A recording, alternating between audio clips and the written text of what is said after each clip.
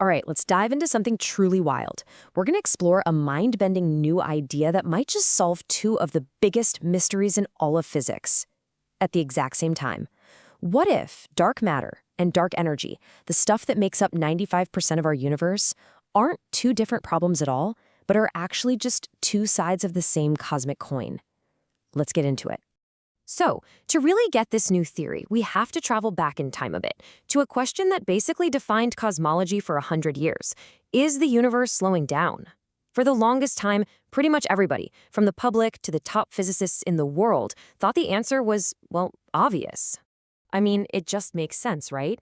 Gravity pulls stuff together. You throw a ball up in the air, gravity slows it down, brings it back. So the whole universe, with all its trillions of galaxies and stars, shouldn't be any different. All that gravity should be acting like a giant cosmic brake on the expansion that started with the Big Bang. Yeah, that picture was so powerful, so intuitive, that it led one of the most brilliant minds in human history to doubt his own math in what he would later call his single biggest mistake. That's right, even Einstein. When he first came up with general relativity, his equations pointed to a universe that was either growing or shrinking. But everyone back then just knew the universe was static. So what did he do? He added a little fudge factor to his math, the cosmological constant, just to hold everything still. Then, of course, Edwin Hubble came along and proved the universe was expanding. So Einstein threw out his constant, calling it his greatest blunder. But the irony is, even then, everyone still assumed that, okay, it's expanding, but it's definitely got to be slowing down. So let's fast forward. Because in the late 1990s, astronomers set out to finally measure exactly how much the universe was slowing down. And what they found instead, well, it didn't just change the answer. It blew up the whole question. Okay, so picture this. You've got two rival teams in a classic scientific race. Both of them are hunting for these special exploding stars called Type Ia supernova. Now, these things are incredibly useful because they're what's known as standard candles. They all explode with pretty much the same brightness, so you can use them like cosmic mile markers to measure huge distances. The goal for both teams was to map the universe's history and clock its deceleration rate. And this was the clue that changed everything. As the teams looked at the most faraway supernovae, they saw they were dimmer, fainter than they were supposed to be. And in the language of cosmology, dimmer means farther away.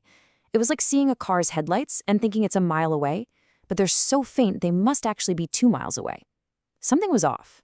So here's the crucial point. The reason those supernovae were farther away than predicted is because in the billions of years their light was traveling to us, the universe had expanded way more than anyone's models that it should. The universe's expansion isn't slowing down. It's hitting the gas. It's accelerating.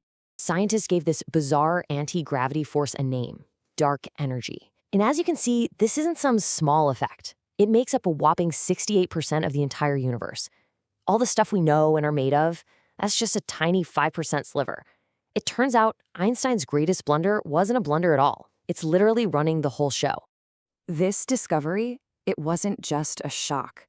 It forced a total rethink of what reality even is. Because an accelerating universe implies something really strange, that each and every one of us is living inside our own personal, finite bubble of the cosmos.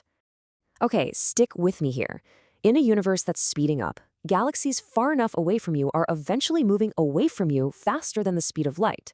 That creates a cosmic point of no return, a boundary called a cosmological horizon.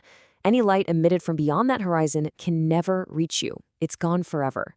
The bubble of space you can see and interact with inside that boundary is what physicists call your static patch.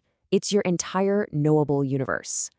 And this is why this cosmic bubble idea is so exciting. It lines up perfectly with this new way of thinking, that maybe reality isn't objective, it's observer-dependent. Instead of one single universe, there's just countless individual patches. And as this chart shows, the properties of our accelerating universe just click perfectly into place with this framework. The big takeaway here is that there's no God's eye view. No one gets to see the whole picture. So let's follow that thread, because it leads to something even more profound. If your chunk of the universe is finite, that means it has a finite amount of storage space. It's like a cosmic hard drive with a fixed capacity. And this is where we get to the holographic principle. The idea here is that the boundary of your cosmic bubble, that horizon, it's not just an edge, it's a gigantic 2D holographic screen. And somehow, all the information needed to describe your entire 3D reality is encoded right there on that surface. Now, check out this number. This isn't just a guess. Physicists can actually calculate the information capacity of our cosmic horizon, and this is what they get. Roughly 10 to the 122nd power, bits. That's a 1 with 122 zeros after it. That is the absolute maximum amount of information our observable universe can possibly contain. Your reality is not infinite, it's finite. So let's just pause and think about what this means. Reality isn't some single objective stage we all happen to live on. It's more like a patchwork quilt of all of our individual overlapping bubbles of reality.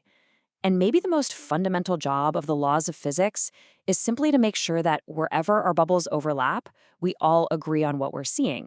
So, this whole idea of a finite holographic screen gives us a pretty cool explanation for dark energy. It's just a natural consequence of the screen's finite size. But what if I told you that very same idea could also solve that other giant cosmic mystery? Yeah, let's not forget about dark matter, the mysterious, invisible stuff that seems to provide the extra gravity needed to hold our galaxies together and keep them from flying apart. For decades, we've been hunting for some new, exotic particle to explain it. But what if we don't need a new particle at all? The logic here is just so elegant you have to appreciate it. Okay, 1. It all starts with the core idea that our reality is a finite holographic screen. 2. The fact that the screen is finite is what gives us dark energy. But 3, the theory says there's another, more subtle effect. The way information is stored on that screen has a tiny mathematical glitch or an anomaly. And 4, here's the absolute kicker. When you calculate the gravitational effect of that tiny glitch, it generates an extra gravitational pull that looks exactly like dark matter. And this is the payoff. This isn't just some nice story. The theory makes a concrete, testable prediction. It spits out a specific number for how much extra acceleration galaxies should feel. And when you compare that number to what we actually observe out there, wow, the match is astonishingly close.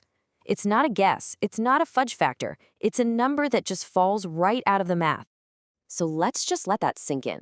The two biggest holes in our understanding of the universe, dark energy pushing space apart and dark matter holding galaxies together, they might not be two different mysterious things at all. They could both just be symptoms of one fundamental fact about our reality, that it has a finite information capacity. It's an absolute game changer that doesn't need new particles, just a totally new way of looking at the universe. And that leaves us with one last mind-bending question to chew on. If reality really is just a collection of these personal cosmic bubbles, what, if anything, is out there beyond the edge of your horizon? Is it just more bubbles forever? Or is that question totally meaningless because anything beyond your horizon isn't, by definition, part of your reality at all?